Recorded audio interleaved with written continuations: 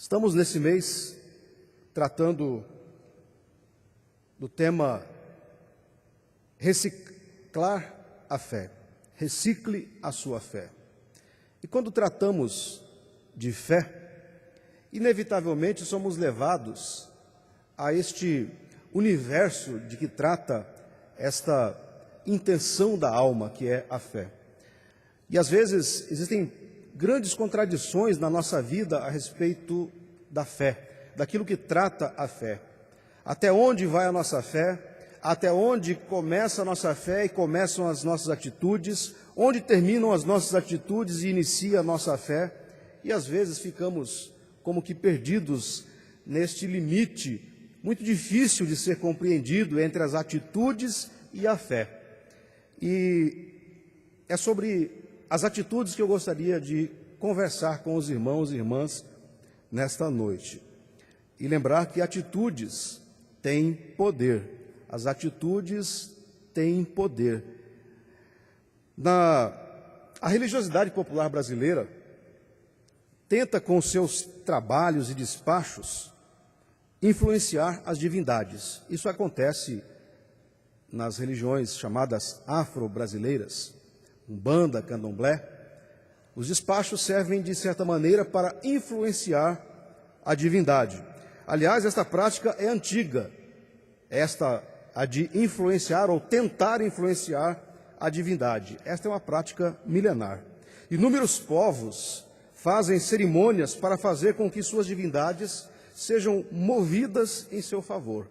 E em todas as religiões, praticamente, se vê esta atitude de fazer uma cerimônia, de fazer um ritual, fazendo com que assim a divindade seja como que obrigada ou movida a abençoar, a trazer aquilo que se espera daquele que faz a cerimônia. Um exemplo típico desta religiosidade antiga é a atitude dos profetas de Baal, descrita lá no Antigo Testamento. Os profetas de Baal se cortavam, se retalhavam, esperando ouvir a voz daquele Deus, com D minúsculo. Mas será que Deus, com D maiúsculo, se deixa levar por cerimônias? Será que, ao proferirmos palavras corretas, Deus nos atenderá? Coisas do tipo, ordeno, declaro, ou abracadabra. Será que é assim que se move Deus ou os deuses em favor dos homens? Será que as palavras certas movem o coração de Deus? Como Deus vem ao nosso encontro? Será que as nossas atitudes são levadas em conta por Deus? Aquilo que fazemos é levado em conta por Deus para nos abençoar?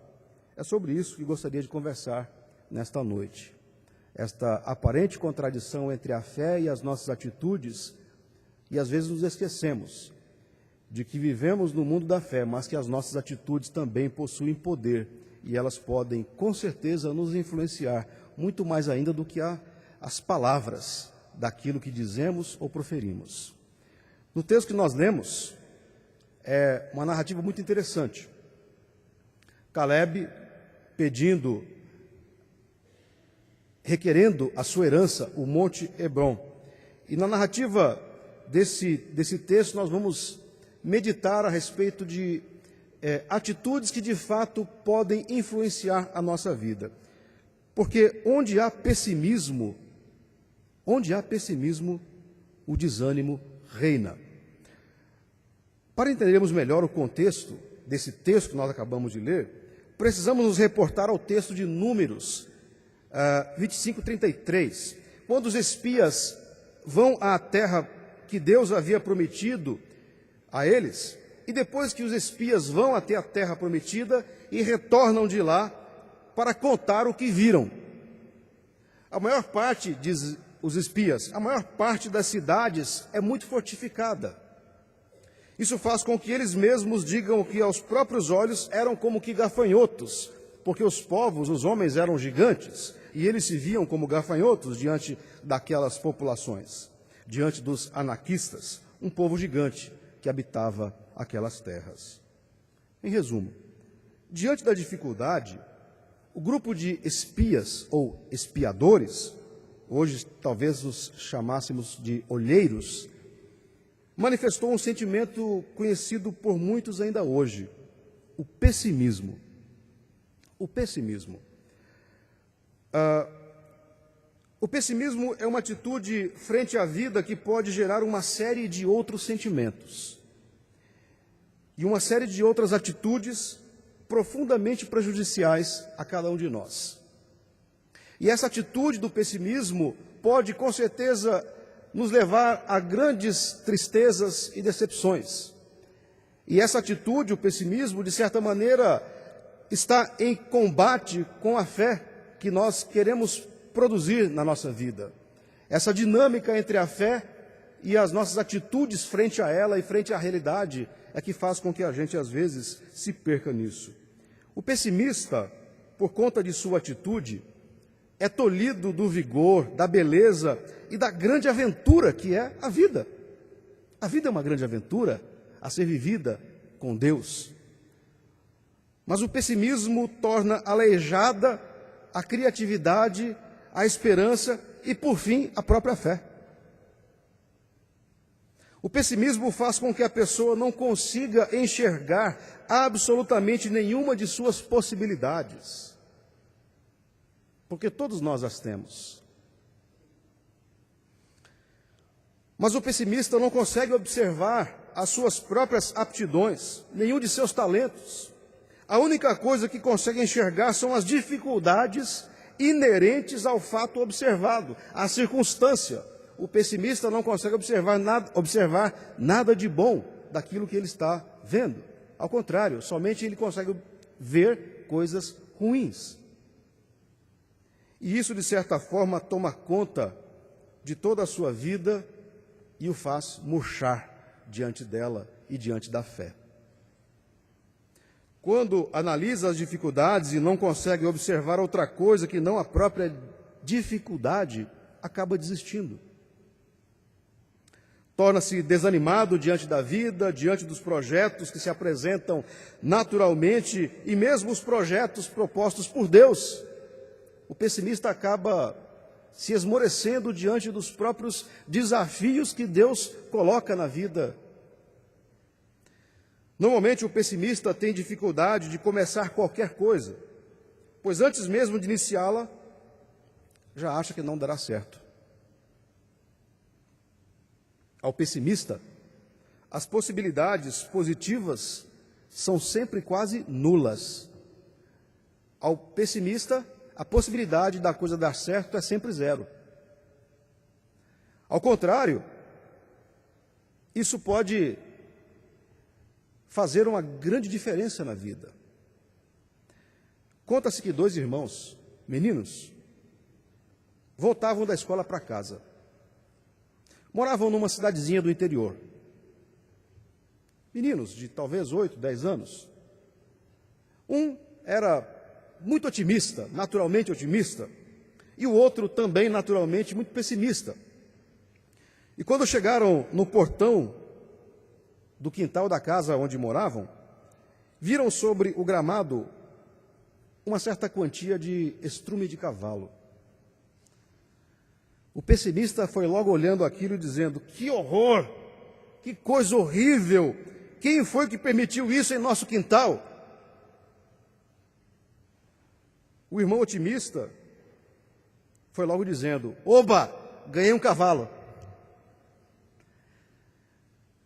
Moral da história: os pessimistas só conseguem enxergar o estrume e nada além dele. Foi o que aconteceu com o grupo que foi observar a terra prometida. Havia uma promessa dada pelo próprio Deus de que habitariam uma terra que manaria leite e mel. Mas quando olham a realidade da promessa, ficam profundamente decepcionados e pessimistas. Ora, Deus prometeu uma terra, mas ficam profundamente decepcionados com aquilo tudo que vem.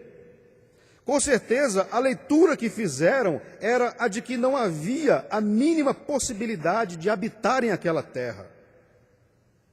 Ou seja, Deus nos deu um presente de grego. Por quê? Na terra havia gigantes. Além de serem gigantes, eram muitos, eram fortes. As suas cidades eram fortificadas. E por fim, por conta de toda esta leitura, se viam como gafanhotos frente aos anaquistas.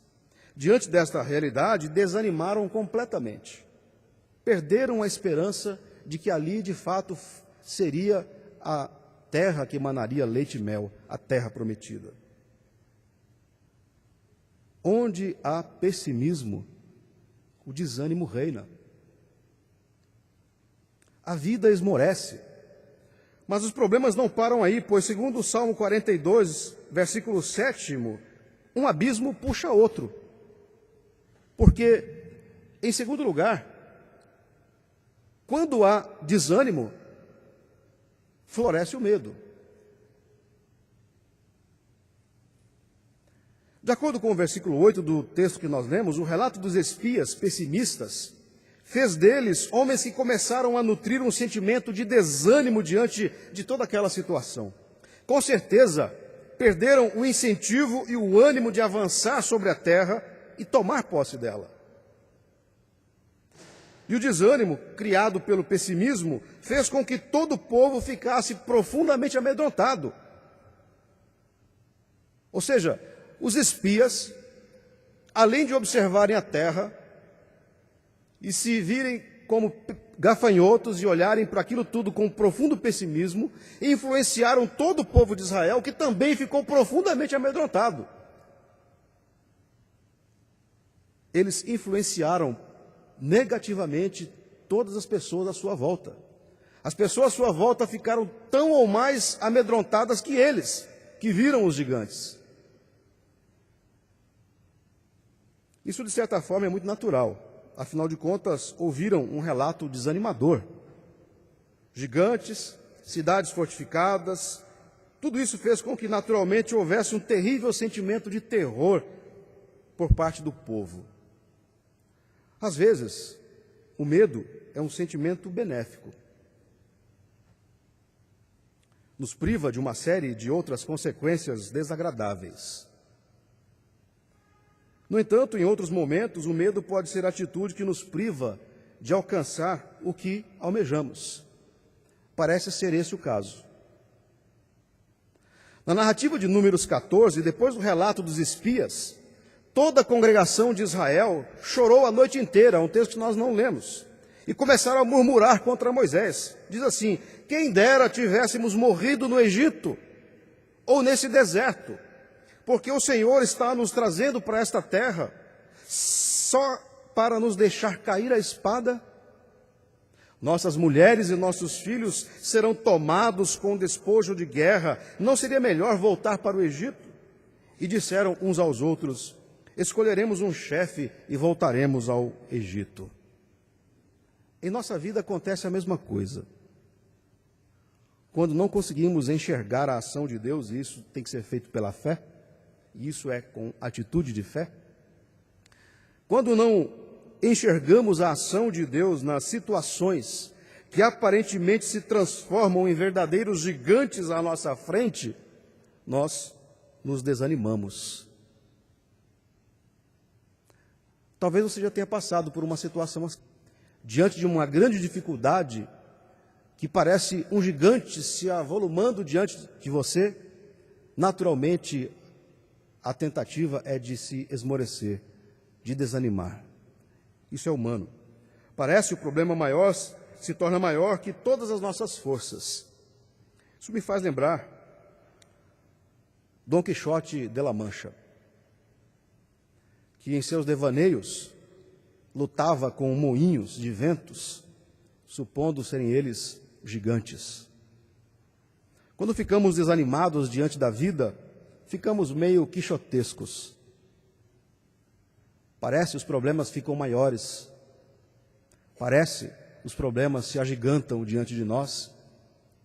e ficamos assim, meio que quixotescos, lutando com gigantes. Achamos que os problemas são invencíveis e, por consequência, ficamos amedrontados. Assim, queridos irmãos, onde há desânimo, floresce o medo. Onde há desânimo, uma coisa puxa a outra. Onde há desânimo, floresce o medo. Não creio que Deus queira que seus filhos e filhas vivam a vida que Ele mesmo doou, que Ele mesmo a ofertou, de forma desanimada, amedrontada, apática e, por conseguinte, difícil de ser vivida. Mas, em contrapartida, em oposição a essas situações onde há desânimo, faz florescer o medo, ao contrário, onde há fé, reina a obediência.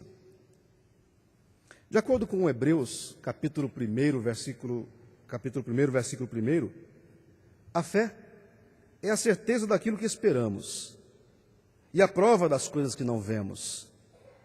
Acontece que Caleb, um dos espias que foram analisar a terra prometida, não conhecia o texto de Hebreus 11.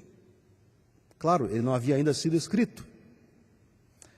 Mas Caleb conhecia o Deus de Hebreus 11. E por consequência de conhecer o Deus de Hebreus, Caleb nutria profunda fé nesse Deus. Eis a diferença entre Caleb e os demais espias. Os demais espias eram profundamente pessimistas e não conseguiam enxergar em nenhum momento a ação de Deus naquela promessa. Mas Caleb, nutrindo profunda fé diante de Deus, consegue olhar além dos gigantes, além das dificuldades, além das cidades fortificadas, além de todos os problemas. Caleb colocou em prática a sua fé, de ver onde ninguém estava vendo, de ver o que ninguém estava vendo. Isso é fé. Esperar as coisas que não se veem. Caleb experimentou crer mais no impossível que ele não via, a crer no possível que ele via. Isso é fé. O autor de Hebreus faz uma lista dos heróis da fé. Se você olhar o capítulo 12 de Hebreus, vai ver lá uma lista de nomes chamados de os heróis da fé. Caleb deveria constar daquela lista. Creio que aos olhos dos outros espias, Caleb fora visto como uma espécie de traidor. Afinal, todos os demais espias diziam que era impossível tomar a terra, que era difícil, que era praticamente impossível. E Caleb foi o único a dizer, não, isso é possível sim, porque Caleb estava vendo além das dificuldades. E talvez Caleb, para os sindicalistas de hoje, seria uma espécie de pelego, traidor do movimento. Todos estavam dizendo que os anarquistas eram gigantes, suas cidades fortalecidas e que não teriam chance alguma contra aquele poderoso povo. Chegaram a dizer que se viam e sentiam-se como gafanhotos diante dos anarquistas. Mas Caleb, fortalecido em sua fé, vai contra o seu próprio grupo e diz, na contramão de tudo o que pensaram, sentiram e disseram, diz ele, eu, porém, perseverei em seguir o Senhor meu Deus. Sim, meus irmãos, Caleb, fundamentado em sua fé, perseverou, foi obediente a Deus, mesmo não vendo, mas crendo pela fé, de que a terra seria do povo dele. Talvez esta deva ser a nossa atitude, obedecer a Deus. Se de fato cremos em Deus, devemos obedecê-lo. Mas a obediência é algo muito difícil a nós. Conta-se que um missionário, trabalhando no campo, depois de um dia de visitas, chegou em casa e sentou-se na varanda da sua casa para refrescar-se num dia muito quente. Sentou-se à varanda, olhando o pôr do sol, e o seu filhinho brincava no quintal, debaixo de uma frondosa árvore. De repente, o missionário se levanta, olhando fixamente para o filho, brincando debaixo da árvore, e lhe diz em voz bem áspera e imperativa: Felipe, obedeça-me imediatamente, deite-se de bruços. O menino, sem hesitar, cumpriu a ordem do pai. Agora, continuou o pai, rápido, arraste-se até onde eu estou.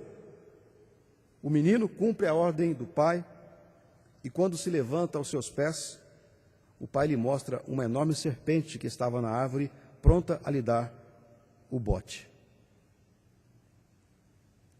Aquele menino fora salvo porque fora obediente ao seu pai. Onde a fé, reina a obediência. Será que temos nos tornado paulatinamente homens e mulheres que creem mais em si mesmos que na ação de Deus? Não creio que seja isso que Deus espera para a sua igreja. Não creio que Deus queira que seu povo seja descrente e desobediente. Deus nos quer como igreja cheios de ânimo, cheios de fé e, por conseguinte, confiantes de que Ele, o Senhor, está a nosso lado. E por essa razão, Deus espera que confiemos nele e sejamos corajosos e obedientes, assim como disse a Josué, quando foram atravessar o Rio Jordão: ser forte e corajoso. Não mandei eu? Ser forte e corajoso. Foi assim que também Caleb o fez. Caleb, ao crer, foi forte e corajoso em entregar a sua esperança diante do Senhor. Por fim, quando há obediência, colhem-se as promessas de Deus. Em nosso texto básico, Caleb diz, ele mesmo, estar com 85 anos de vida e que o seu vigor continua o mesmo de quando foi espiar a terra. E faz lembrar a Josué a promessa de Moisés. Diz Caleb, portanto, a Moisés: certamente a terra em que você pisou será uma herança perpétua para você e para os seus descendentes, porquanto você foi inteiramente fiel ao Senhor, o meu Deus. Depois de 40 anos, Caleb pede a Josué a posse do Monte Hebrom, a si e aos seus descendentes, fato que é aceito por Josué. Caleb, como fruto de sua obediência a Deus, recebeu por herança o Monte Hebrom. Um gesto de fé, uma atitude de fé, feita 40 anos antes, faz com que 40 anos depois ele receba a promessa de Deus. Porque onde há obediência, colhem-se as promessas de Deus. E talvez você possa estar se perguntando, mas depois de 40 anos foi receber a herança? Sim, depois de 40 anos. Pois o tempo de Deus não é o nosso tempo. Esta é a experiência de muitos homens da fé. Saber que os nossos caminhos não são definitivamente os caminhos de Deus. A lição que extraímos desse evento é a de que, quando há obediência, colhem-se de fato promessas de Deus. Não importa o tempo, não importam as circunstâncias, Deus cumpre o seu querer. Deus cumpre suas promessas aos que lhe são fiéis e obedientes. Assim, queridos irmãos e irmãs, sejamos nós também uma igreja, um povo fiel e obediente. Aqui, porém, uma observação. Colher as promessas de Deus não pode ser confundido com fazer barganha com Deus. Faço isso para receber aquilo. Sou obediente para receber algo. Não. Deus não se deixa levar por esse tipo de troca humana. Mas Deus espera de nós a obediência. E Deus espera de nós a vida em fé. As promessas de Deus nos são feitas por Ele mesmo, não fomos nós que as impusemos. Foi Ele mesmo quem nos deu promessas de paz, de alegria, de salvação em Jesus Cristo. Mas uma coisa é certa: quando Deus faz promessas, Ele as cumpre. Assim, queridos, tomemos cuidado com as nossas atitudes em meio à nossa vida de fé. Não sejamos pessimistas frente à obra do Senhor. Não sejamos pessimistas frente à nossa própria vida. Não podemos assim agir, porque, de acordo com o texto que nós vimos e pelo relato de Caleb, de como ele espiou a terra prometida, onde há pessimismo, o desânimo reina. E quando há desânimo, floresce o medo. Mas, ao contrário disso, atitudes diferentes dessas, onde há fé. E é isso que devemos nutrir em nosso coração. Onde há fé, reina a obediência. E quando há obediência, colhem-se assim as promessas de Deus. Sejam essas experiências vividas por cada um de nós. Sejam essas experiências vividas no dia a dia, na sua vida, na minha vida e na nossa vida enquanto povo de Deus, enquanto igreja. A Ele, pois, toda a glória. Que Deus assim, pois, nos abençoe. Amém.